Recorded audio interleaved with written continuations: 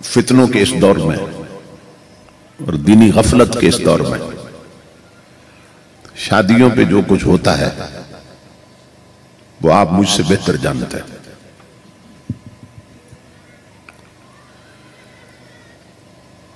मैं इन्हें मुजाहिदे अहले सुन्नत और मुजाहिदे इस्लाम इसलिए कह रहा हूं कि इन्होंने आम रिवायत और रिवाज से हट के अपनी शादी पर अल्लाह रब्बुल इज्जत की बारगाह में इजहारे तशक्कुर के लिए और अपने नबी की बारगाह में इजहारे गुलामी के लिए बड़ी मेहनत के साथ और बड़े इखलास के साथ इस प्रोग्राम का एहतिमाम किया है।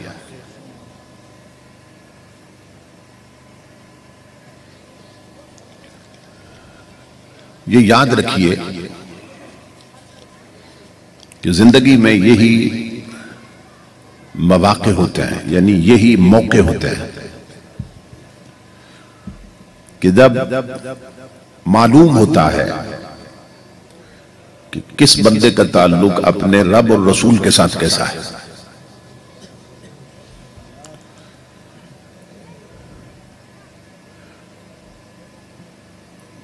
तीन मौके मुसलमान की जिंदगी में बहुत अहम होते हैं। एक जब उसके घर में बच्चा पैदा होता है, एक जब वही बच्चा जवान होता है और उसकी शादी होती है, और तीसरा मौका कि जब कोई घर में फौत होता है। तो पैदाइश के मौका पर भी खुशी होती है और शादी के मौका पर भी खुशी होती है, बल्कि शादी का माना ही खुशी है।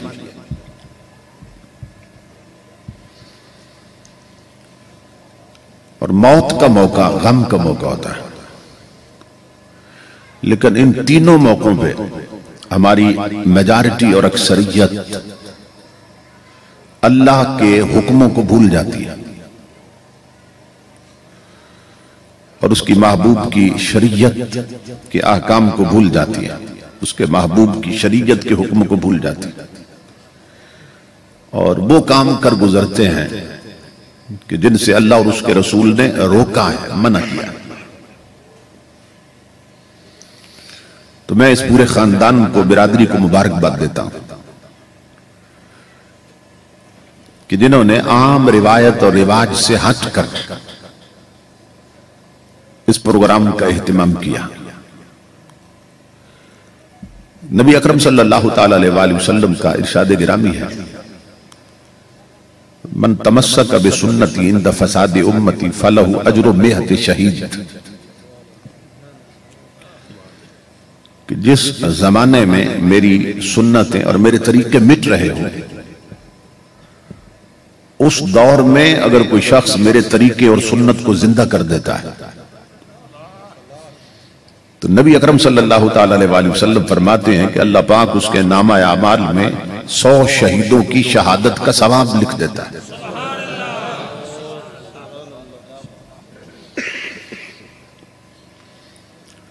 तो इस नौजवान ने शादी के मौका पे इस जिक्र की मजलिस को कायम करके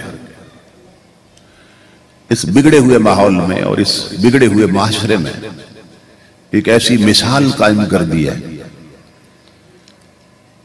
कि शादी यूं भी हो सकती है। बाज लोग ये समझते हैं कि जब तक शादी पे तवाइफों के गाने न चले शादी नहीं होती, जब तक डांस न हो शादी नहीं होती, जब तक ढोलक न बजे शादी नहीं होती, जब तक अल्लाह और उसके रसूल की नाफरमानी न की जाए वो कहते हैं शादी नहीं होती।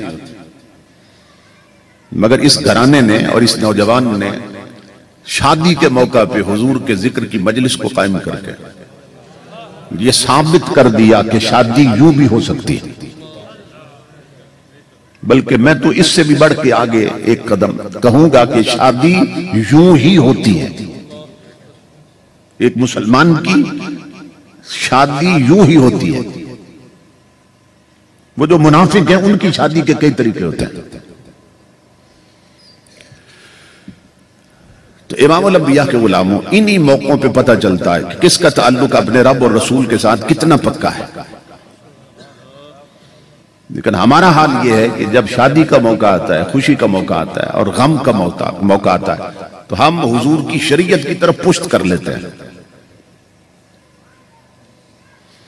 यानी वो नहीं करते जो हुजूर की शरीयत ने हुक्म दिया, हम वो करते हैं जो हमारा माशरा चाहता है, जो हमारी बिरादरी में रस्म और रिवाज होते हैं, हम उन पे अमल करते हैं और उन रस्मों को पूरा करते हैं। ये नहीं देखते कि ये रस्में हुज़ूर सल्लल्लाहु अलैहि वसल्लम की शरीयत के मुताबिक हैं, ये शरीयत के खिलाफ है। तो फिर नतीजा क्या होता है कि हर वो काम कर गुजरते हैं कि जिसके करने वालों पर अल्लाह की लानत उतरती है। तो फिर उस शादी में बरकत कहां से आ सकती है? देखिए ना, हम मुसलमान हैं और उनकी बहू बेटियां भी ढोलकी बजाएं और गाने गाएं, और हमारी शादियों पे भी यही सब कुछ हो, तो फिर हिंदुओं और सिखों में हम में क्या फर्क रहा?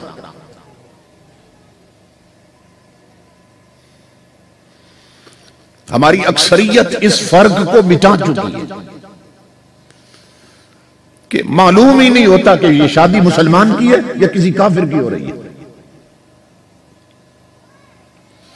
कि हर वो काम जिससे शरीयत ने रोका है, जिससे हुजूर ने रोका है, वो काम शादियों पे कर गुजरते हैं। और कोई नौजवान ऐसा अगर शादियों पे बोलता है कि नहीं मैं तो शादी शरीयत के मुताबिक करूंगा, तो उसके मामू और उसके चचा वो अकड़ जाते हैं,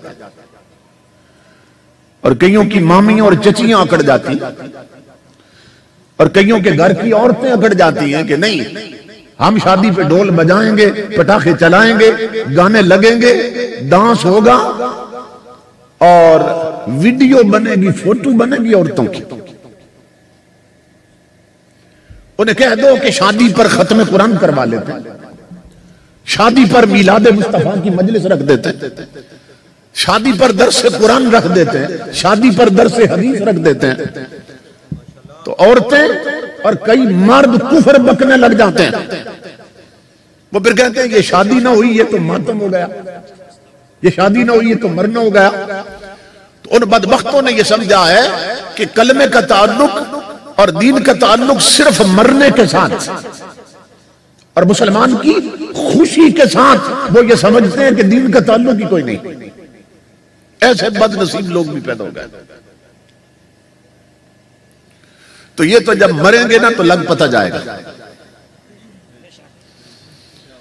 इमामुल अंबिया के गुलामों, इसलिए अपनी सोच को बदल लो, अपनी फिक्र को बदल लो। हम हैं मुसलमान, हम हैं हुजूर के गुलाम, हमारा तरीका और है और ताजदारे कायनात का तरीका और। अभी आप सुनना और गौर से सुनना। मैंने कुरान हकीम के जो अल्फाज तिलावत किए खुतबा में, इनमें अल्लाह रब्बुल इज्जत फरमाता है वमन आरद अन जिक्री फइन्न लहू मईशतन दनका। अल्लाह फरमाता है जो मेरे जिक्र से मुंह फेर लेता है। जिक्र से मुराद क्या है? कुरान, अल्लाह का कुरान और हुजूर का दीन और शरीयत, यह है जिक्र। अल्लाह रब्बुल इज्जत फरमा रहा है कि जो लोग मेरी शरीयत से मुंह फेर लेते हैं, मेरे जिक्र से मुंह फेर लेते हैं और कुरान और इस्लाम की तरफ पुश्त कर लेते हैं, बदनसीब, अल्लाह रब्बुल इज्जत फरमाता है मैं उनकी जिंदगी फिर तंग कर देता हूं, उनकी जिंदगानी को हम तंग कर देते हैं। एक सजा ये देते हैं कि जिंदगी उनकी तंग कर देते हैं, और दूसरी सजा कुरान बता रहा है क्या देते हैं?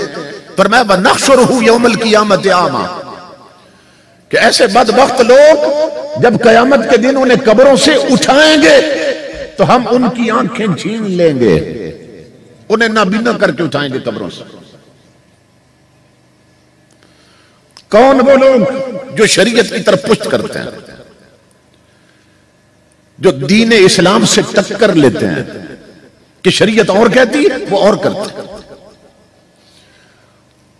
बुनियादी तौर पर यह सबक याद कर लो, यह मेरा जुमला याद कर लो इमामुल अंबिया के गुलामों, जब कोई कहता ना मैं मुसलमान हूं और हुजूर का उम्मती हूं, तो मुसलमान की जिंदगी में शादी हो या मौत का मौका, उसकी पूरी जिंदगी में कोई एक सेकंड भी ऐसा नहीं आता कि जब वो मुस्तफा की शरीयत से निकल सके।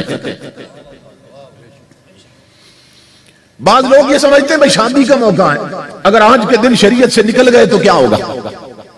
वो ये समझते कि शादी का मौका आज शरीयत से निकल गए तो क्या होगा। वो मैं आगे चल के बताता हूं कि फिर क्या होता है। और आज नस्लें इसीलिए बर्बाद हो गई, आज घर इसीलिए उजड़ रहे हैं, और इस दौर में सबसे बढ़कर इसी वजह से तलाकें हो रही है, तलाकें हो रही है। वो आगे मैं अर्ज करता हूं, अल्लाह रब्बुल इज्जत ने फरमाया कि वो लोग जो अपनी जिंदगी शरीयत की तरफ पुष्ट करके गुजारते हैं और शरीयत से टक्कर लेते हैं और मुंह फेर लेते हैं इस्लाम से, और मन मानी करते हैं, जो मन चाहता है वो करते हैं, जो माशरे के रस्म और रिवाज है वो करते हैं, तो अल्लाह रब्बुल इज्जत फरमाता है हम उनकी जिंदगी तंग कर देते हैं। पहली सजा ये देते हैं। अब ये गौर से सुनिए कि कौन सी जिंदगी तंग कर देते हैं। कुरान में अल्लाह ने फरमाया, क्योंकि हम देखते हैं कि बड़े बड़े बदमाश लोग और अल्लाह और रसूल के बागी लोग, वो तो बड़ी खुशी में जिंदगी गुजार रहे हैं, महंगी गाड़ियां हैं उनके पास, बड़े बड़े बंगले हैं, कोठियां हैं, जमीनें हैं, जायदादें हैं, तो हम तो देखते हैं वो बड़ी अय्याशी में है, बड़ी खुशियों में है, बड़ी तरंग में है। वो अल्लाह फरमा रहा है जो मेरी शरीयत की तरफ पुष्ट कर ले, मैं जिंदगी तंग कर देता हूं, तो उनकी जिंदगी तंग नजर तो नहीं आती। ये सवाल हो सकता है कि नहीं हो सकता। तो ये सुनो और इसे समझो। इमामुल अंबिया के गुलामों, तमाम मुफस्सिरीन ने लिखा इस आयत की रोशनी में कि कौन सी जिंदगी अल्लाह तंग कर देता है, तो तमाम ने लिखा कि अल्लाह रब्बुल इज्जत की शरीयत की तरफ जो पुष्ट करते हैं ना और जो टक्कर लेते हैं, अल्लाह उन बदबख्तों की कब्र की जिंदगी तंग कर देता है। उनकी कब्रों की जिंदगी तंग कर दी जाती है, उनकी कब्रें उन पर तंग कर दी जाती है। कितनी कि हुजूर ने अपनी उंगलियां एक दस्ते मुबारक की दूसरे हाथ में डाल के बताया, तो दूसरे हाथ की उंगलियों में इस तरह कब्रें तंग कर देते हैं कि उनकी दाएं तरफ की पसलियां बाएं तरफ की पसलियों में घुस जाती है। ये हुजूर ने बताया इशारा करके। इस तरह कब्रें उनकी तंग कर देते। एक बार अल्लाह कब्र की दीवारों को चौड़ाई की तरफ से हुक्म देता है, आपस में मिल जाओ। अब उन्होंने तो मिलना, जो अंदर होगा उसका क्या हाल होगा। फिर अल्लाह रब्बुल इज्जत लंबाई की तरफ से दीवारों को हुक्म देता है कब्र की, आपस में मिल जाओ। तो जो अंदर होगा उसका क्या असर होगा। तो इमामुल अंबिया के गुलामों, अल्लाह कुरान में फरमा रहा है जो पुष्ट करेंगे शरीयत की तरफ शादियों पर और जिंदगी भर और मरने के मौका पर, जो शरीयत को भूल जाएंगे, शरीयत कुछ और कहती होगी वो कुछ और करेंगे। अल्लाह फरमाता है वो बदबख्त जब मरकर कब्र के शिकंजे में आएंगे तो हम उनकी वहां जिंदगी तंग कर देंगे। ये एक सजा। दूसरा, कयामत के दिन उन्हें कब्रों से अंधा करके उठाएंगे, आंखें नहीं होंगी जब कब्रों से उठेंगे। मैं कुरान पढ़ रहा हूं, वो लोग जिनकी शरीयत से टक्कर होगी जिंदगी भर, और हमारे बड़े बड़े टक्कर ले रहे हैं, बूढ़े लोग भी टक्कर ले रहे हैं, चौधरी मलक महाराजे महाराजे, डॉक्टर, इंजीनियर, ब्रिगेडियर, जनरल, अफसर, पटवारी, चपड़ासी, सदर, वजीर आजम तक इमामुल अंबिया के गुलामों टक्कर ले रहे हैं शरीयत के साथ। और अल्लाह फरमाता है शरीयत से टकराने वाले जब कब्र के शिकंजे में आएंगे तो हम वहां उनकी जिंदगी तंग कर देंगे, तंग कर देंगे।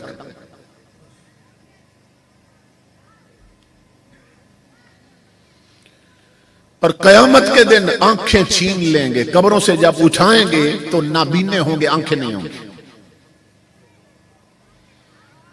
अड्डों और होटलों पे ताश खेलते हुए नमाजें छोड़ने वाले बूढ़ों, कयामत के दिन आंखें नहीं होंगी। घरों में टीवी पर बैठकर, टेलीविजन पे बैठ के ड्रामे देखते हुए, नमाजें छोड़ देने वाली माओ बहनों बेटियों, कयामत के दिन तुम्हारी आंखें नहीं होंगी। क्रिकेट मैच के लिए जुमे छोड़ने वाले जवानों और टच मोबाइलों पे कंजरियों के डांस देखने वालों और फिल्में और ड्रामे देखने वालों और घरों में केबल के कनेक्शन लेने वालों और छतों पे दो दो डिशे लगाने वालों, अल्लाह रसूल की शरीयत से टकराने वालों, कुरान कह रहा है कयामत को तुम्हारी आंखें नहीं होंगी, आंखें छीन लेंगे। मैं ये कुरान पढ़ रहा हूं। कुरान जो कहे भाई ये तो गलत है, वो तो काफिर हो जाएगा, क्योंकि कुरान में अल्लाह फरमा रहा है, नक्शा बता रहा है क़यामत को क्या होगा। आंखें छीन लेंगे और जब क़यामत को उठेंगे कब्रों से और आंखें नहीं होंगी, अल्लाह फरमाता है फिर वो चीखेंगे, एक एक बंदा चीखेगा और क्या कहेगा, रब्बे लिमा हशरतनी आमा वक़द कुन्तु बसीरा, कहेगा मेरे रब दुनिया में तो मेरी आंखें थी, दुनिया में तो मैं बड़ी तेज नजर वाला था, मेरे अल्लाह आज मैं अंधा कैसे होगा क़यामत के दिन, आज कब्र से उठाऊं तो आंखें नहीं, अंधा क्यों हूं। अल्लाह फरमा रहा है कुरान में, मैं उसे फिर जवाब दूंगा क़यामत का। जवाब क्या देगा अल्लाह? अल्लाह फरमाता है मैं कहूंगा काल कज़ालिक अततक आयातुना फनसीतहा व कज़ालिकल यौम तुनसा। अल्लाह फरमाएगा मैं कहूंगा याद कर बदबख्त, तेरी आंखें दुनिया में मेरे कुरान पे बंद रहती थी, ये टेलीविजन पे खुली रहती थी, ये नेट पे खुली रहती थी, ये मोबाइलों पे खुली रहती थी, ये बेगैरती के अड्डों पे खुली रहती थी, ये हर हराम मंजर पे तेरी आंखें खुली रहती थी, ये अखबार पढ़ लेती थी, ये नावल पढ़ लेती थी, ये खबरें और जंग पढ़ लेती थी, ये आंखें नहीं पढ़ती थी तो मुस्तफा का कुरान नहीं पढ़ती थी। अल्लाह फरमाएगा क़यामत के कि जो आंखें दुनिया में नबी के कुरान पे बांध रही, वो आज इस लायक नहीं कि उन आंखों को सलामत छोड़ दिया जाए। अल्लाह फरमाता है वो आंखें हमने खत्म कर दिया। इमामुल अंबिया के गुलाम, ये सूरत हाल है। और हम किस मुगालते में, ये हिंदुओं के साथ जब रहते थे ना, अभी पाकिस्तान नहीं बना था, तो मुसलमानों के अंदर हिंदुओं की तरफ से और सिखों की तरफ से बहुत से रिवाज और बहुत सी रस्में शादियों में दाखिल हो गए, ये हिंदुओं से आई है। अन निकाह मिन सुन्नती, हुजूर फरमाते हैं निकाह करना मेरी सुन्नत है, निकाह करना हुजूर की, शादी करना हुजूर की सुन्नत। लेकिन निकाह तो हुजूर की सुन्नत है, ये तेल मेहंदी किसकी सुन्नत? ये जुत्ती छुपाना किसकी सुन्नत? ये जब दूल्हा आता है दुल्हन को लेने के लिए और दूध में जवान लड़कियां, नौजवान सहेलियां दुल्हन की, वो दूध में नमक घोलकर उसे पिलाती हैं, ये पिलाना किसकी सुन्नत?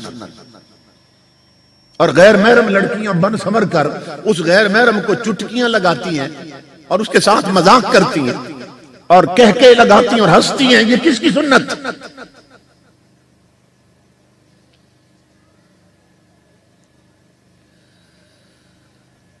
इमामुल अंबिया के गुलाम, ये तमाम चीजें हिंदुओं की तरफ से आई हैं, ये हिंदू कल्चर से आई हमारे अंदर, कि मर्द अगर गैर है उसके सामने जवान लड़की का जाना बेपर्दा ये हराम है शरीयत में, और फिर बन संवर के जाना उसके सामने ये तो और बड़ा हराम हो गया। तो दूल्हा आता है ना, तो उसकी सालियां भी और सहेलियां भी दुल्हन की उसके साथ इतनी फ्री हो जाती हैं कि जिसके साथ शरीयत ने बात करने पर भी पाबंदी लगा दी, वो उसके साथ मजाक करती हैं, उसे चुटकियां लगाती हैं। ये सब रस्में हिंदुओं से आई हैं हमारे कल्चर में। ये जो रस्में माया होती है ना, माया की रस्म, रस्म हिना भी कहते हैं, बाज रस्म मेहंदी भी कहते हैं। असल रस्म माया थी, ये मायों की रस्म। इसको हमने तो कुछ और बना दिया ना। असल क्या था कि कुछ माइयां आती थी, माइयां,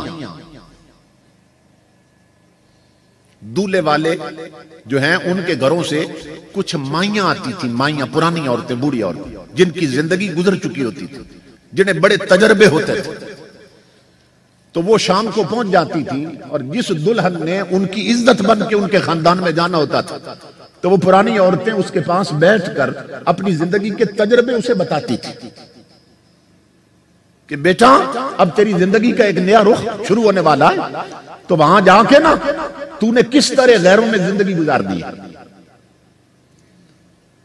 तो वो माइयां आती थी ना, उसको इन्होंने रस्म में माइयों बना दी और मालूम नहीं क्या बना दी। अब माई तो कोई नहीं आती, बाकी हर शय आ जाती है, अब समझाने वाली कोई नहीं आती।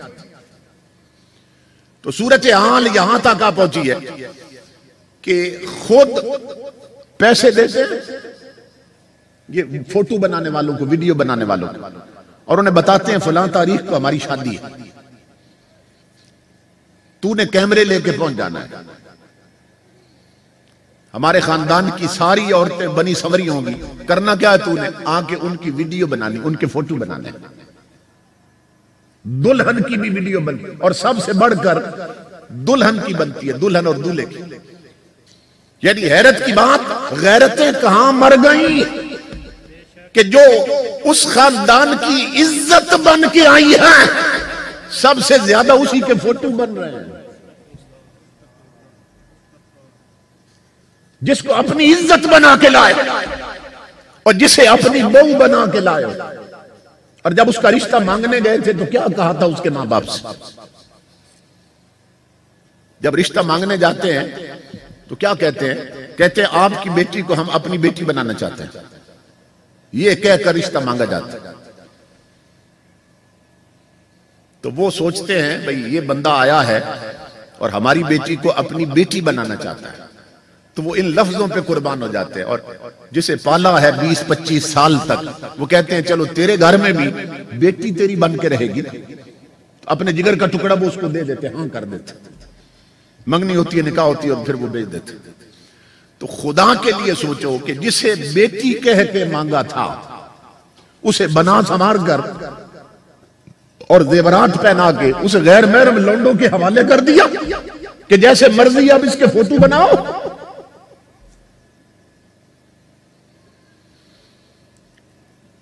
ये शादियों पे जो फोटो बन चुके हैं ना, जो वीडियो बन चुकी है, जो सीडियां बन चुकी हैं, उन्हें जरा देखिए और फिर सोचिए कि मैं गलत कहता हूं या सही कह रहा हूं।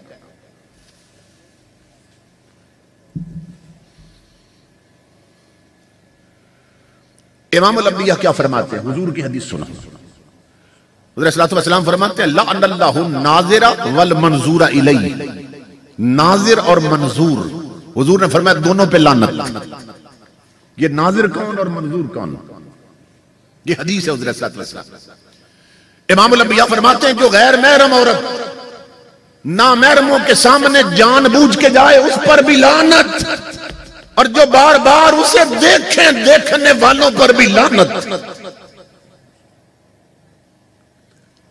जो गैर महरम औरत गैरों के सामने जाए उस पर भी लानत, जो बार बार उसे देखे उन पर भी लानत।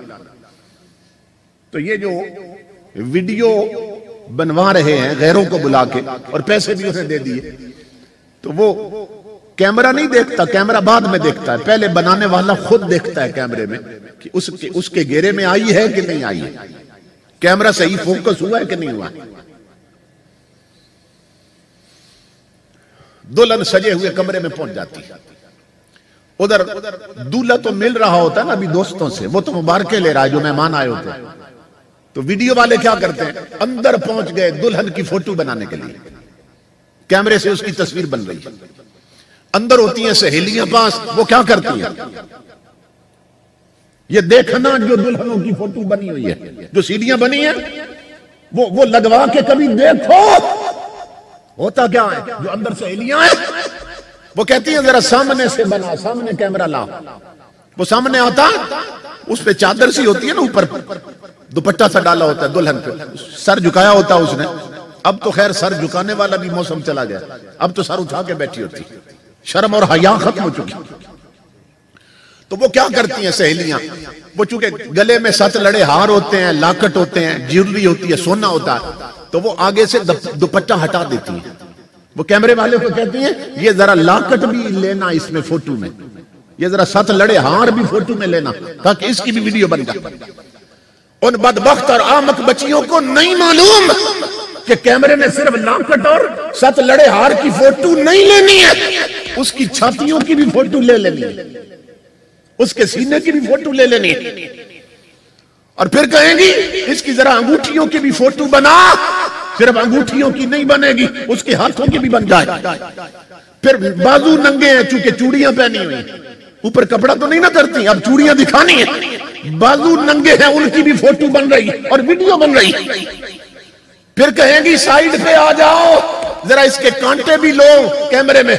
वो साइड पे आके कैमरा रखता है, उसके सिर्फ कानों और बालियों की फोटो नहीं बनती, उसके रुखसार की भी फोटो बनती है। कभी दाएं से फोटो, कभी बाएं से, कभी सामने से, कभी हाथों पे कैमरा फोकस, कभी होठों की सुर्खी पे लगा रहा है। फिर जब वो सीडी बन गई, जितने शादी पे आए थे सब ने तकाजा कर दिया इसकी एक सीडी और कॉपी हमें भी बना के देनी है।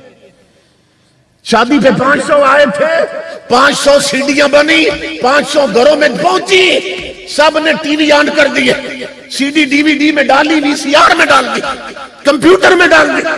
इमाम अल-अंबिया के गुलामों, फिर एक घर की इज्जत कितने घरों में बर्बाद हो गई, किसी को कानों कान खबर भी ना हो सकी। नारे तकबीर, नारे रिसालत, नारे ताकीद, नारे हैदरी।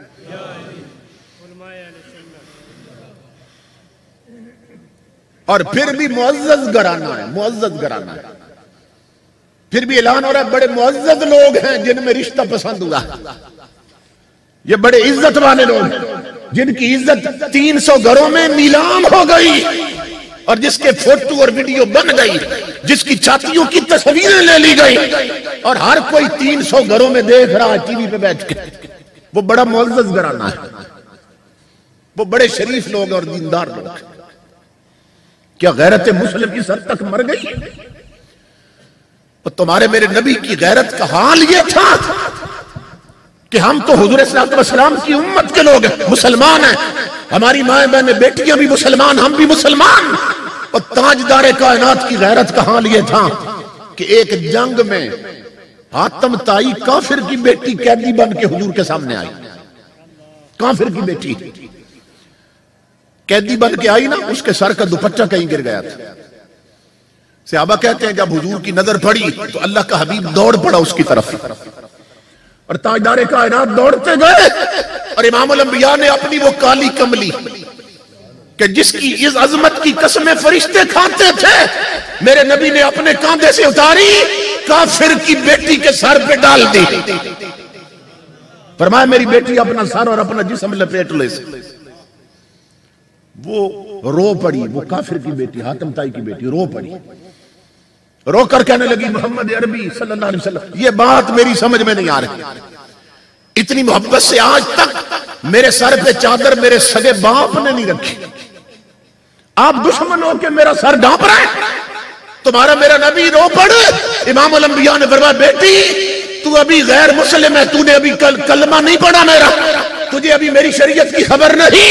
सुन, मेरी शरीयत का हुक्म यह है कि बेटी काफिर की हो फिर भी बेटी होती है। नारे तकबीर, नारे रिसालत, नारे ताकीद, नारे हैदरी, नारे गौसिया।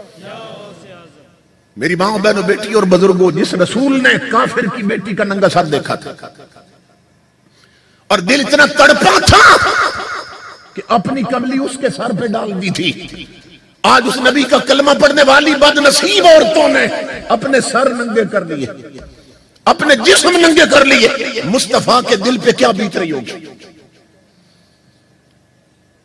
कि जिसने काफिर की बेटी का सर नंगा देखा था तो दिल तड़प उठा था। ये सूरत हाल है। अल्लाह का हबीब फरमाता है जो बन समर कर गैरों के सामने जाए उस पर भी लानत, और जो बार बार देखे देखने वालों पर भी लानत। मेरे बेटा आप यहां पैसे गिनने आए, बात सुने, आप पैसे गिनने आए यहां, आपने सीखना कुछ नहीं। मैं देख रहा हूं पूरी मजलिस में आपका एक ही काम है, मेरे बेटा मेरी बातें सुने, मैं आपको हदीसें सुना रहा हूं, छोड़ दें इसको, छोड़ दें, ताकि आपके भी कुछ पल्ले पड़े ना। इमामुल अंबिया के गुलाम तो हुज़ूर सल्लल्लाहु अलैहि वसल्लम ने फरमाया कि जो बन समर कर गैरों के सामने जाए उन पर भी ला। अब आप सोचिए कि हमारे जो बाजार है, आप फतेहजंग चले जाएं, आप पिंडी गेट चले जाएं और रावलपिंडी चले जाएं और इस्लामाबाद चले जाएं तो और ही किस्म का सिलसिला शुरू हो चुका है। औरतों के पूरे बाजू होते थे, मगर इस्लामाबाद में बाजू खत्म हो गए, औरतों के नंगे कंधे नजर आ रहे हैं, नंगे कंधे नजर आ रहे हैं। पहले सरों से दुपट्टे उतरे थे तो गले में तो आए थे औरतों के, गले में पहनती थी। अब यह है कि इस्लामाबाद और पिंडी और बड़े शहरों में गर्दन में भी नहीं होते, गले से भी निकल गए औरतों के।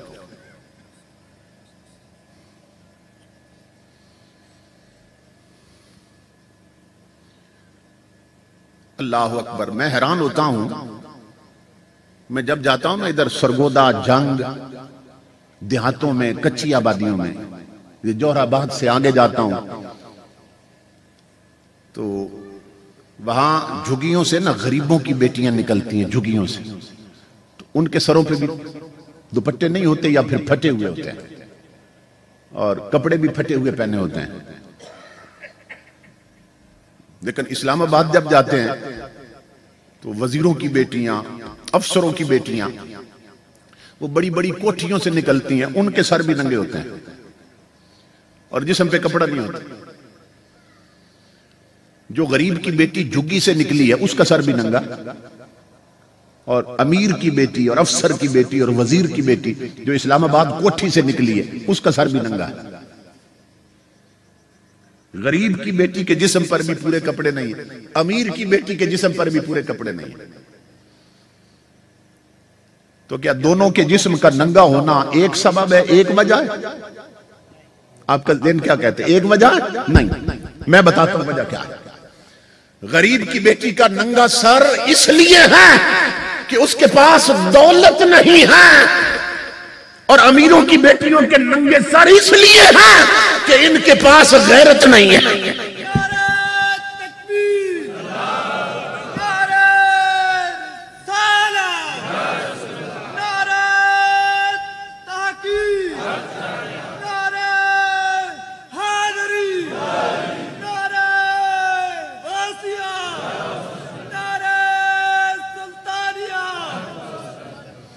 अगर गरीब की बेटी का कुछ जिस्म नजर आ रहा है, कपड़े फटे हैं, तो इमामुल अंबिया के गुलामों उसका सबब यह है कि गरीबी है।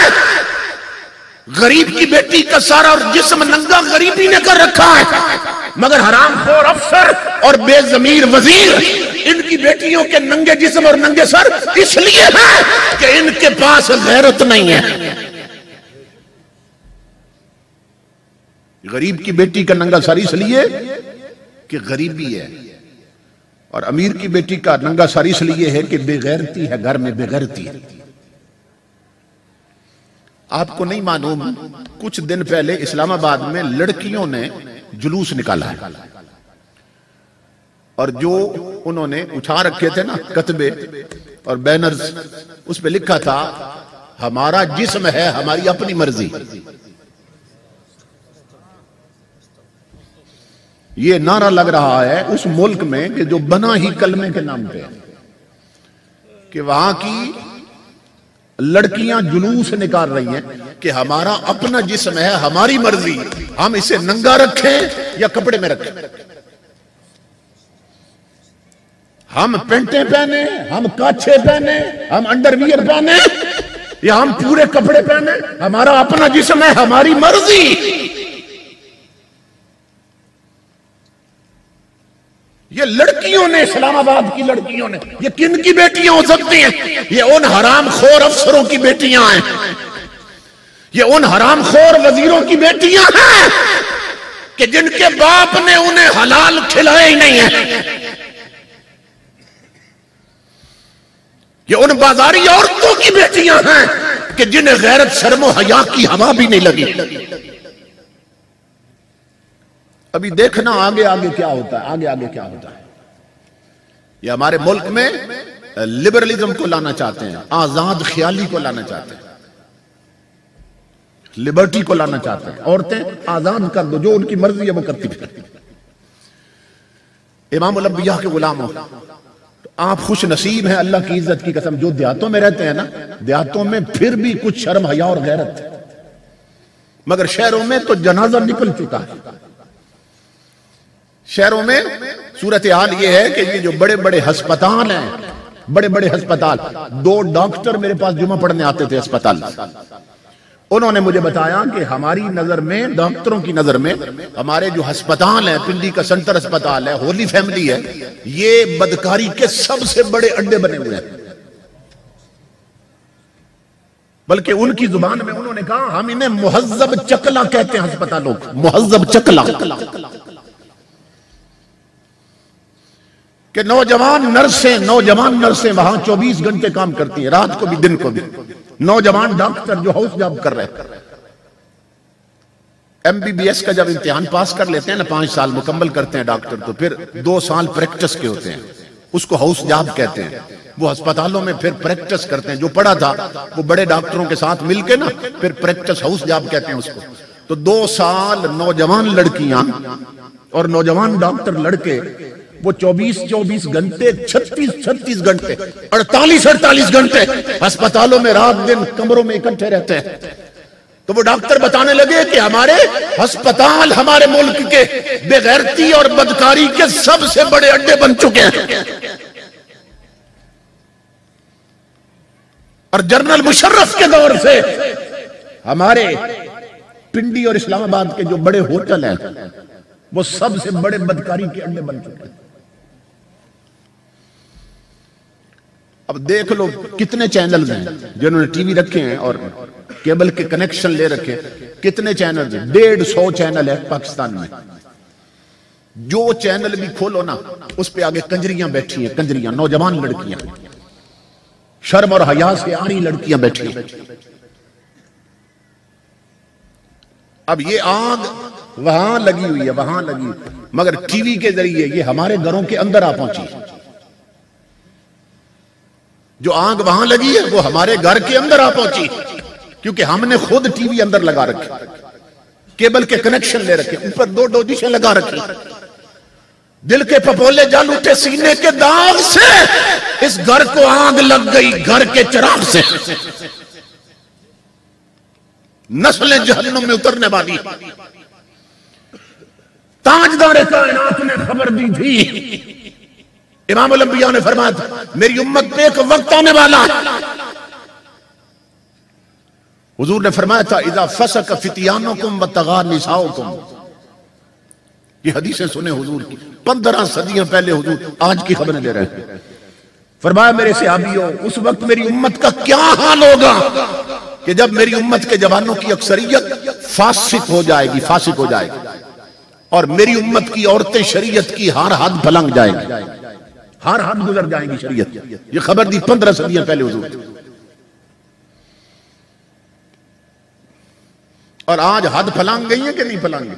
कहती है हमारा जिस्म हमारी मर्जी, इसे नंगा रखें हमारी मर्जी, अंडरवियर पहने हमारी मर्जी, जो भी बेहयाई करें हमारी मर्जी। ये इस्लामाबाद में जुलूस निकल रहे हैं। और बदबख्त हुक्मरानों, इन्हें गिरफ्तार करो ना इन्हें करो गिरफ्तार, और इन्हें जेलों में भेजो। और बगैर तो तुमने उन पे गोलियां चलाई हैं जो मुस्तफा की खत्म नबुव्वत के तहफ्फुज के लिए निकले हैं। और गोली इन पे चलाओ जो कहती हैं हमारा जिस्म हमारी मर्जी। उन्हें कहो तुम इंडिया दफा हो जाओ, ये पाक सरजमीन है, ये मोहम्मद अरबी के नाम पे बनी है। अगर तुमने अपनी मर्जी करनी है फिर इंडिया जाओ, ये वतन बना है कलमे के नाम पे। यहां जो रहेगा उसकी मर्जी नहीं चलेगी, जिस्म उसका होगा, मर्जी मेरे मुस्तफा की चलेगी। और बगैर तो इन्हें गिरफ्तार करो।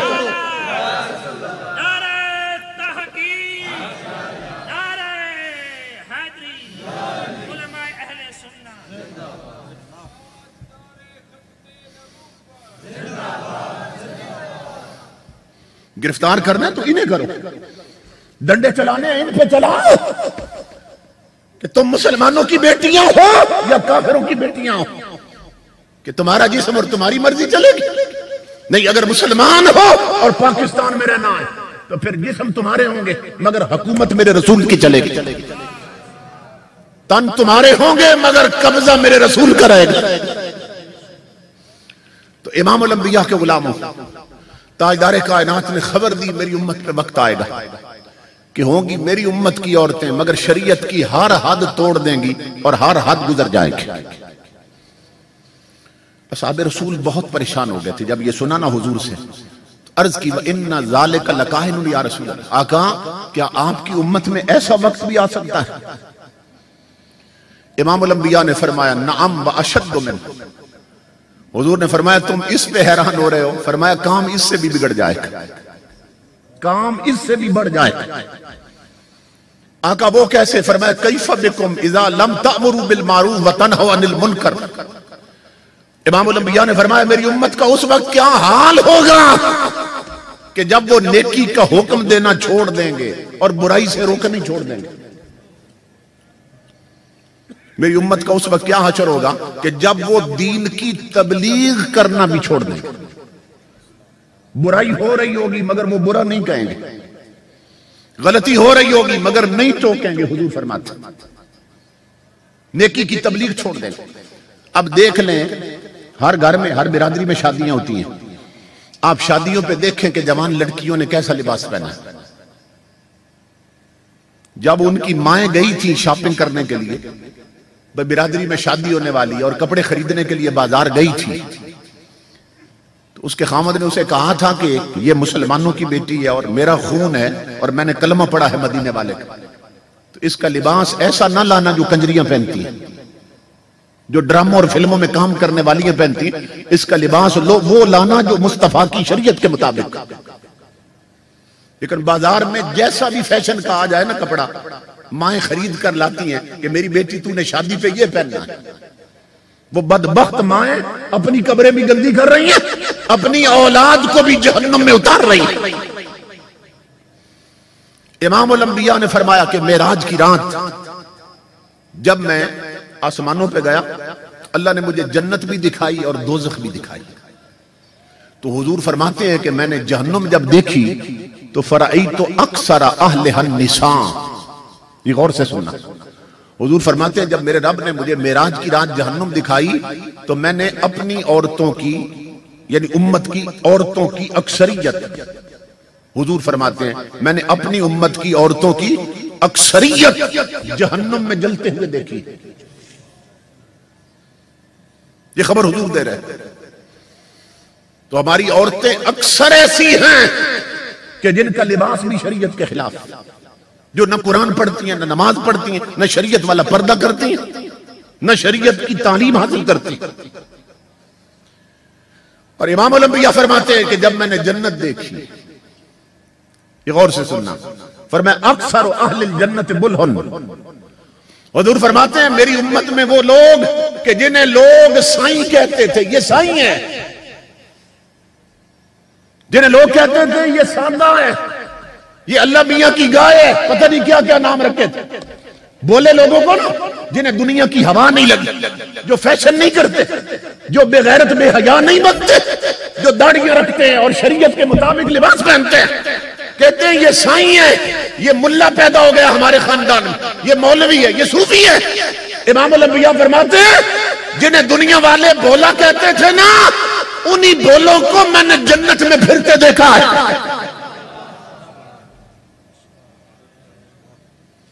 हो सकता है आपकी बिरादरी में भी कई कहते होंगे यार ये सूफी पैदा हो गया हमारे खानदान में, ये हाशिम जो है ना ये मौलवी पैदा हो गया, ये देखो साईं सा है भाई, शादी पर भी इसने महफिल रख दी हुजूर के जिक्र के।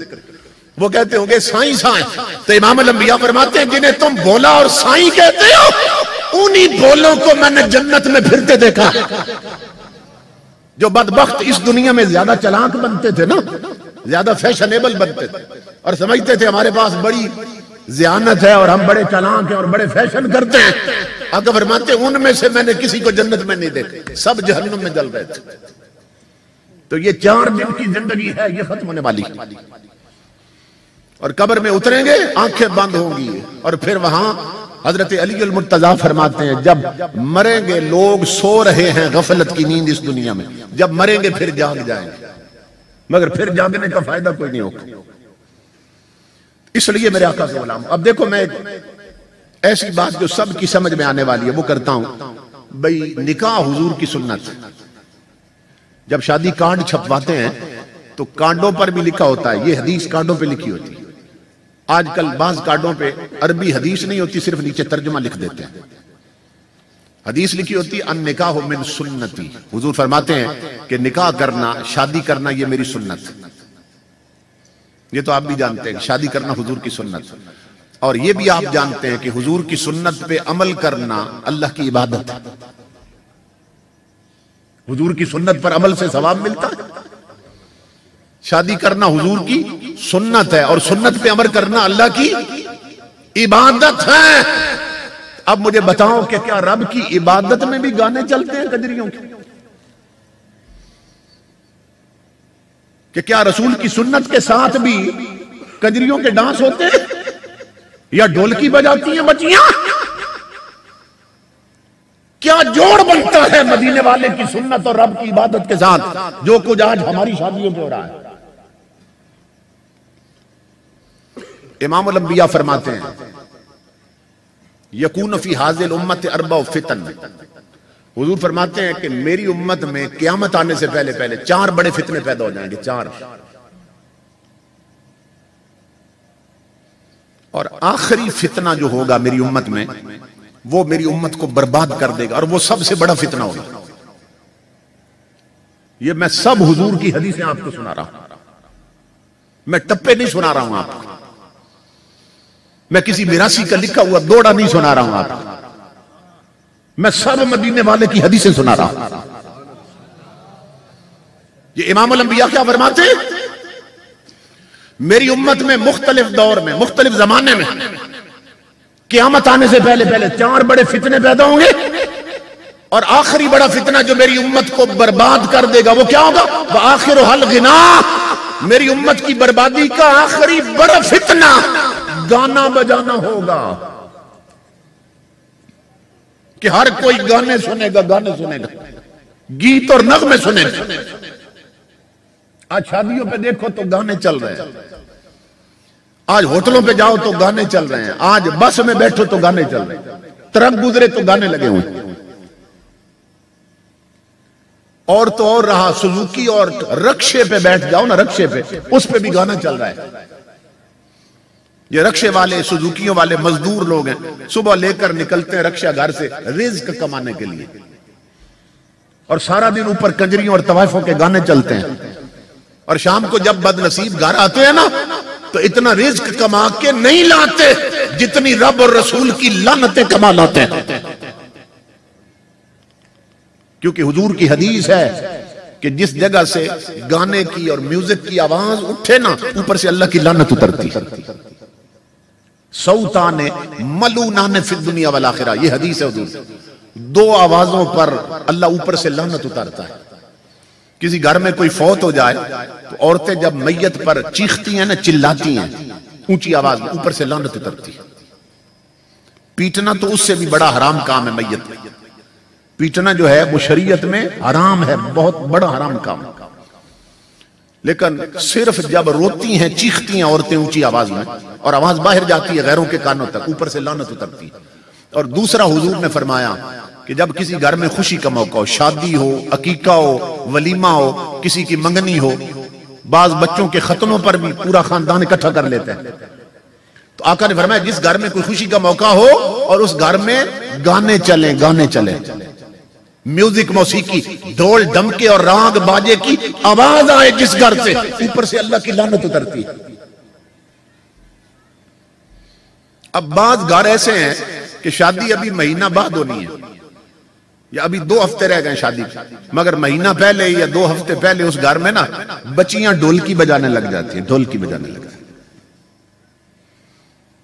ये उस रसूल की उम्मत की बेटियां हैं कि जो मुसल्ले पे बैठकर ऊंची आवाज में खुदा का कुरान नहीं पढ़ सकती। हालांकि कुरान पढ़ेंगी ना, लेकिन अल्लाह ने इजाजत नहीं दी, उसके रसूल ने इजाजत नहीं दी कि औरत ऊंची आवाज में कुरान भी पढ़े। तो जिस औरत को ऊंची आवाज में रब का कुरान पढ़ने की इजाजत नहीं, वो ढोलकी की थाप पे गाने गा रही है, ऊपर से अल्लाह की लानतें उतर रही। यानी शादी का दिन आने से पहले पहले आप तसव्वुर करें कि उस घर पर कितनी लानतें उतर चुकी होती। और आज सर्वे रिपोर्ट के मुताबिक इस वक्त जो अखबारात में रिपोर्ट्स आई हैं ना, पाकिस्तान में इस दौर में सबसे बढ़कर घर उजड़ रहे हैं और तलाक हो रही है। शादी होती है बड़े शौक से, बड़ा पैसा लगाते हैं मां बाप, लेकिन होता क्या है, महीना नहीं गुजरता, 4 महीने 6 महीने साल नहीं गुजरता, खामद या तो तलाक दे देता है या बीवी तलाक लेने के लिए, खुला लेने के लिए अदालत पहुंची होती है। लड़की कहती है मैंने नहीं रहना इसके साथ, फिर मां बाप हाथ मलते हैं, कहते हैं बनी कोई नहीं, आपस में इनकी बड़ा खर्चा किया था, बड़ी खुशी मनाई थी दोनों की शादी, जेवर भी बड़ा पहनाया था, हमने भी बड़ी खुशी की थी जब दुल्हन लाए थे, तो इनकी आपस में बनी कोई नहीं, प्यार नहीं हुआ, मोहब्बत नहीं, नफरत क्यों हुई? मदीने से आवाज आ रही है, नादान 15 सदियां पहले मैंने तुझे वजह बता दी थी, बता जब इस जोड़े की शादी हो रही थी तूने अपने रब से बना के रखी थी, शादी के दिनों में तूने अपने नबी से बना के रखी थी। तेरे घर में कजरियों के गाने चल रहे थे, ढोलकी की थाप पर तेरी बच्चियां गाने गा रही थी, और तेरे घर में गैर महरम लौंडे तुम्हारी बहू बेटियों की वीडियो बना रहे थे। तो उन दिनों में तू लानत कमा रहा था, तो इनकी जिंदगी में रहमत कहां से आती? ये घर न उजड़ता तो क्या होता? मगर इसकी तरफ किसी का ध्यान नहीं, किसी की तवज्जो नहीं। न ऐसे खिताब होते हैं, न ऐसे जलसे रखे जाते हैं। मेरा पिंडी में एक जगह पे खिताब हुआ, शादी थी एक जवान की, वो जुमा मेरे पास पढ़ता था, उसने इसी तरह महफिल रखी, तो मैंने हदीसें बयान की और बताया कि ये काम करोगे तो अल्लाह की लानत उतरेगी। अल्लाह का हबीब बता रहा था, मैं तो सारी हदीसें पढ़ रहा हूं। तो हैदराबाद में एक जवान ने वो कहीं कैसेट सुनी, बहुत अमीर बाप का बेटा है, उसने बाप को ना वो कैसेट सुनाई, तो उसके बाप ने पूछा बेटा क्यों मुझे कैसेट सुना? उसने कहा अब्बा ये सुनो, तू मेरी शादी करने लगा है, अब मुझे सिर्फ ये बता, मैं तेरा बेटा हूं, तू मेरा बाप है, कि तू मेरी शादी पर चाहता है कि रब की लानतें उतरे या रब की रहमतें उतरे? बस सिर्फ ये बात बता। उसने कहा बेटा कौन बदनसीब बाप होगा जो चाहेगा कि लानतें उतरे बेटे की शादी? मैं तो चाहता हूं रब की रहमतें उतरे। उसने कहा तो फिर ये तकरीरें सुन और ये हदीसें सुन ले जो ये पढ़ रहे हैं, अगर ये काम करोगे तो फिर मदीने वाला फरमाता है ऊपर से लानतें उतरेगी। उसने कहा बेटा तेरा क्या प्रोग्राम है? उसने कहा मैं अपनी शादी पर न गाने चलाऊंगा न फिल्में बनवाऊंगा, मैं अपनी शादी पर जिक्र नबी की महफिल सजाऊंगा। फिर उन्हें बात समझ आ गई, फिर उन्होंने अपनी कोठी के छत पे ताजदारे कायनात के जिक्र की महफिल सजाई और मैं वहां खिताब के लिए हाजिर हुआ। अभी पिछले हफ्ते पिंडी गेब में शादी पर उन्होंने जिक्र नबी की महफिल रखी। अल्हम्दुलिल्लाह जवानों में बेदारी आ रही है, हमारे जवानों की पट्टियां गफलत की उतरती जा रही है, और वो लोग जिनके राबते हैं ना पक्के अपने नबी के साथ गुलामी के, वो अपनी शादियों पर कुछ और सोचते ही नहीं है। वो अगर सोचते हैं तो अपने नबी के जिक्र की महफिल सोचते हैं। तो मैं पूरी बिरादरी को मुबारक देता हूं। देखो ना इस वक्त तक सारे बुजुर्ग बैठे हैं, छोटे छोटे ये बच्चे बैठे, जवान बैठे हैं, और मेहनत देख लो कितनी मेहनत, महंगाई के इस दौर में ये कितनी मेहनत की है इन्होंने। तो ये खास करम है हुज़ूर सल्लल्लाहु अलैहि वसल्लम का, और अल्लाह की खास रहमत और मेहरबानी है इस खानदान पर कि जिन्हें अल्लाह रब्बुल इज्जत ने ये तौफीक अता कर दी। तो इमामुल अंबिया के गुलामों, मेरे आका ने फरमाया मेरी उम्मत पे एक वक्त आ जाएगा कि नौजवान ना फरमान हो जाएंगे अल्लाह और उसके रसूल के, और औरतें शरीयत की हर हद फलांग जाएंगी। इमाम उल अंबिया के गुलामों, ताजदारे कायनात की ये हदीस मेरे ज़हन में आ गई तो मैं अर्ज करता हूं। हुजूर ने एक और हदीस में फरमाया, यज़हबुस्साहिलून अल-अव्वल फल-अव्वल। हुज़ूर सल्लल्लाहु अलैहि वसल्लम फरमाते हैं मेरी उम्मत में वक्त आएगा कि अच्छे अच्छे लोग दुनिया से उठते जाएंगे, बुजुर्ग, अल्लाह से डरने वाले, कब्र और क़यामत को याद रखने वाले, आजान सुन के मस्जिद जाने वाले, तिलावत कुरान करने वाले, वुजू में रहने वाले, हर वक्त अपने नबी पे दुरूद पढ़ने वाले या कलमे का विर्द करने वाले, गैरतमंद लोग, दीनदार लोग। हुजूर फरमाते हैं वो एक एक करके ना उठते जाएंगे, उठते जाएंगे। वयबका हुफालतुन का हुफालति शईर। ये हदीस के लफ्जों पर गौर करो। इमाम उल अंबिया फरमाते अच्छे सारे उठ जाएंगे और सिर्फ बुरे रह जाएंगे, रद्दी किस्म के लोग। और मिसाल दी हुजूर ने कि जिस तरह जौ निकालने और पीछे भूसा रह जाता है ना, जौ की छटाई हो जाए तो पीछे सिर्फ भूसा रह जाता है। या हुजूर ने फरमाया कि अच्छी खजूरें चुन लो तो रद्दी खजूरें पीछे रह जाती है जिन्हें लोग फेंक देते हैं। तो हुजूर ने फरमाया मेरी उम्मत पे वक्त आएगा अच्छे अच्छे निकलते जाएंगे और पीछे सिर्फ रद्दी और कमीने लोग रह जाएंगे। ला युबालीहिमुल्लाहु बालतन। हुजूर फरमाते जब सिर्फ घटिया कमीने और शरीयत से टकराने वाले रह जाएंगे तो अल्लाह रब्बुल इज्जत को उनकी कोई परवाह ही नहीं होगी। फिर उन पे ऐसे ऐसे अजाब आएंगे कि मक्खी और मच्छर की तरह उन्हें तबाह कर दिया जाए। अल्लाह की बारगाह में उनकी कोई कदर ही नहीं होगी, इसलिए कि वो बदबख्त लोग जब मुस्तफा की शरीयत की कदर नहीं करेंगे अल्लाह की नजर में उनकी क्या कदर हो सकती। तो आज हमारी अक्सरियत ताजदारे कायनात की शरीयत को भुला चुकी। देख लें शादियों पे जो कुछ हो रहा है। ये बड़े बड़े जो लोग हैं इधर शहरों में, वो बाज बदबख्त लोग, शादियों पे दो चीजें होती हैं उनकी। ये पीछे रावलपिंडी का जो एरिया है ना, टेंच भाटा का, वहां एक अमीर खानदान की शादी हुई है। तो उन्होंने शराब मंगवाई हुई थी और उनके पास बंदूकें और कलाशन कोफे थी। तो जब शराब पी ना सब ने और कंजरियां मंगवाई थी, नाच रही थी, तो शराब भी साथ चल रही थी और साथ फायरिंग भी कर रहे थे। तो हुआ क्या कि नशे की हालत में एक बंदे को पता ही नहीं चला कि उसकी बंदूक का रुख हो गया दूल्हे के सर की तरफ और गोली चली और सर से पार हो गई। ये टेंच भाटा का वाकया। वो भी शराब में मस्त, जिसने मारी वो भी शराब में था। देखते ही देखते इमाम उल अंबिया के गुलामों, जहां पटाखे छोड़े जा रहे थे, जहां शहनाइयां बज रही थी, मेरे रब ने वहां सफे मातम बिछा दिए। जहां कहे बुलंद थे अब वहां चीखे बुलंद होने लग गई। और उन बदबख्तों को मालूम नहीं हो सका कि हम जिसे नाराज कर रहे थे उसके गजब की नजर पड़ी है, गजब की नजर पड़ी। इसीलिए हजरत शाह नसीरुद्दीन नसीर फरमाया करते थे, आप फरमाते हैं टक्कर न ले नबी की शरीयत से, होश कर, होश कर। टक्कर न ले नबी की शरीयत से, होश कर। वो दोज़ख में झोंकती है ये ठोकर लगी हुई। इसलिए मेरी माओ, बहनों, बेटियों, मेरे बुजुर्गों और मेरे जवानों और मेरे अजीज बच्चों, अपने आप को अपने नबी से ऐसा जोड़ लो कि दुनिया की कोई ताकत तुम्हें हुजूर के दर से जुदा न कर सके। अपनी शादियों को हुजूर के जिक्र की मजलिस में बदल दो। ये काम है मुश्किल, क्योंकि मैंने बताया कई मामे अकड़ जाते हैं, कई चचे अकड़ जाते हैं। वो कहते हैं नहीं हम पटाखे छोड़ेंगे, हम तो नाचने वालियां मंगवाएंगे, हम तो वीडियो भी बनवाएंगे, हम तो ढोलक भी बजवाएंगे। अकड़ जाते हैं।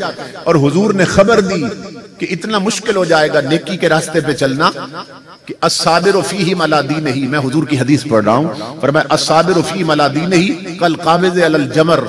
हुजूर फरमाते हैं कि उस माहौल में उम्मत पे एक ऐसा वक्त आएगा, उस वक्त में दीन और शरीयत पर चलने वाला इतनी मुश्किल में होगा कि जितनी मुश्किल में वो होता है जिसने हाथ में आग का अंगारा पकड़ा। ये मिसाल दी हुजूर कि पूरी बिरादरी एक तरफ हो जाएगी और वो अल्लाह से डरने वाला बेचारा अकेला रह जाएगा। लेकिन देहातों में अल्हम्दुलिल्लाह जहां बुजुर्ग हैं, बुजुर्ग उनका साया अल्लाह सलामत रखे, तो किसी भी खानदान में जो बूढ़े लोग हैं, मैं कहता हूं वो निरी बरकत रह गए। बरकत पुराने वक्तों के लोग, उनके अंदर शर्म भी है, हया भी है, गैरत भी। तो इमामुल अंबिया के गुलामों, अगर ये भी चले गए तो फिर मेरे आका ने जो हदीस में फरमाया कि सिर्फ पीछे रद्दी रह जाएंगे, रद्दी लोग अल्लाह की बारगाह में जिनकी कोई कीमत ही नहीं होती। इसलिए अपने आप को ताजदारे कायनात की शरीयत के रास्ते पे चला। जिंदगी बहुत तेजी के साथ हाथों से निकलती जा रही है। आखिरी हदीस अर्ज कर रहा हूं, इस हदीस को हुजूर गौसे आजम बयान फरमाया करते थे मिंबर पे। ये हदीस कुदसी है। अल्लाह फरमाता है, ऐ मेरे हबीब, मेरे बंदों को बता दे, इजा उसी तो गजिब तो, इजा गजिब तो लान तो, कि जब कोई मेरी नहीं मानता और मन मानी करता है ना, और शरीयत के खिलाफ करता है अमल, अल्लाह फरमाता है फिर मुझे भी गुस्सा आता है। इसे गौर से सुने इस हदीस, ये अल्लाह फरमा रहा है जो मैं पढ़ रहा हूं। अल्लाह फरमा रहा है कि जब कोई मेरी नहीं मानता मुझे फिर गुस्सा आता है, और जिस पर मुझे गुस्सा आता है मैं उस पर लानत भेजता हूं। इजा गजिब तो लान तो, मैं उस पर लानत भेजता हूं, और जब लानत उस पर भेजता हूं, अब ये गौर से सुनना कि वो लानत फिर चलती कहां तक है, कि उस पर उतरकर खत्म नहीं हो जाती। अल्लाह फरमा रहा है कि इन्नल लानत मिन्नी तबलुगु साबिया मिनल वल्द, कि मेरी लानत उतरती उसे एक बदबख्त पर है और उसकी 7 पुश्तों तक चलती रहती है। तो मेरे भाइयों, मत समझो कि आज लानत वाले काम तुमने अगर किए तो वो लानत सिर्फ तुम्हारी जात तक रह जाएगी। तुम अपनी 7 नस्लें लानती बना लोगे, बर्बाद हो जाओगे। अल्लाह फरमा रहा है मेरी लानत 7 नस्लों तक, 7 पुश्तों तक चलती रहती है। और इसके बरक्स सुनो अल्लाह की रहमत का पैगाम। अल्लाह फरमाता है इज़ा उते तो रदी तो, जब कोई अपनी छोड़ दे और मेरी मान ले तो मैं देर ही नहीं लगाता, मैं अपने उस बंदे पे राजी हो जाता हूं। फरमाया इज़ा रदी तो बारक तो, और जिस पे राजी हो जाऊं मैं उस पे फिर अपनी रहमत उतारता हूं। जिस पे नाराज हो जाऊं उस पे लानत उतारता हूं, जिससे राजी हो जाऊं उस पर रहमत उतारता हूं। अब लानत का बताया था कितना चलती है, 7 पुश्तों तक, उसकी हद बता दी। अब सुनना रहमत कहां तक चलती है। उसके साथ सौदा करो तो रहमत भेजता है, कहां तक चलती है। अल्लाह फरमाता है लैसा ले बरकती निहाया, मेरी लानत की हद होती है, मगर जिस पर रहमत उतर जाए रहमत की कोई हद ही नहीं रहती है। लानत उतरे तो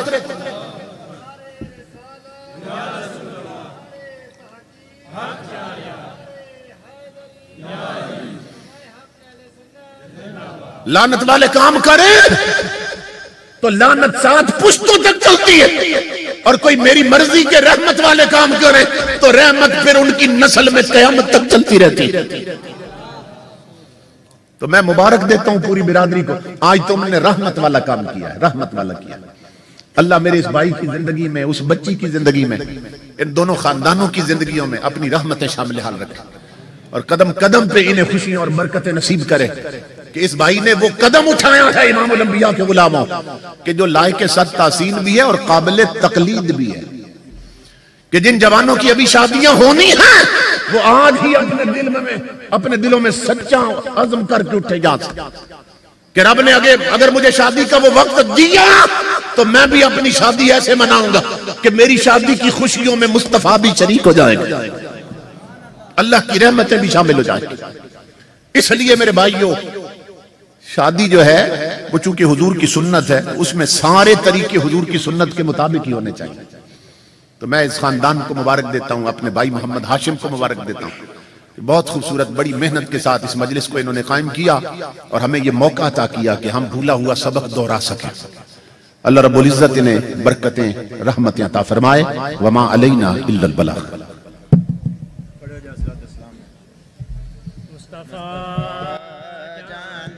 रहमत